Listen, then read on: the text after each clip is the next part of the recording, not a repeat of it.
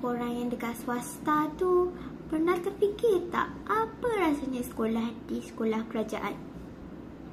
Hari ini saya nak cerita apa perasaan saya di sekolah kerajaan. Pertama, kawan. Tanya saya jumpalah banyak kawan. Ada satu kawan ini yang selalu minta barang. Saya cakap tak bagilah. Saya cakap nak juga. Saya pun cakap ini hak saya. Macam tu. Ada juga kawan yang merajuk jeling-jeling macam tu. Saya sebenarnya tak suka jeling-jeling. Lepas tu ada juga kawan yang biasa-biasa tu cakap okey, bagi informasi yang mana dia tahu okey. Tapi saya rindu kawan saya yang dulu. Dia selalu bagi informasi yang saya tak tahu kalau saya tanya.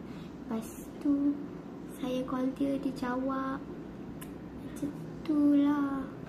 Saya rindu kawan tu. Saya rindu kawan itu. Kedua, cikgu. Ada berapa cikgu yang saya jumpa. Saya suka satu cikgu ni, cikgu praktikal. Dia buat aktiviti seronok masa ada orang perhatikan dia. Ada pernah dia buat aktiviti Squid Game, red light, green light. Best juga game ni. Lepas tu ada juga cikgu yang macam jenis dia tak kisah, Google je lah. Macam tu dia tak beritahu masa tu.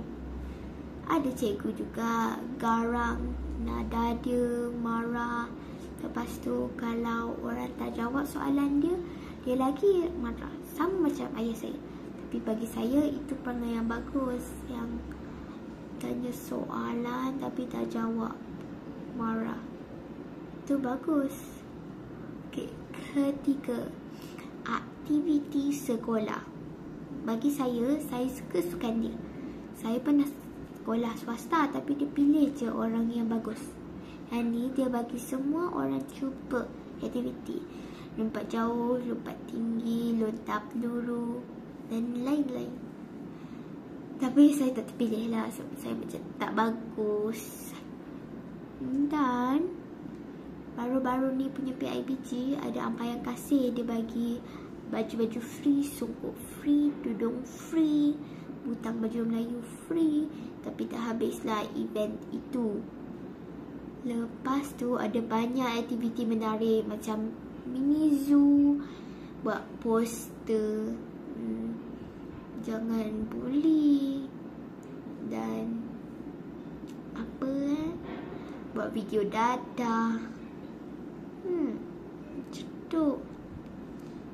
Itu sahaja pengalaman saya yang saya nak beritahu.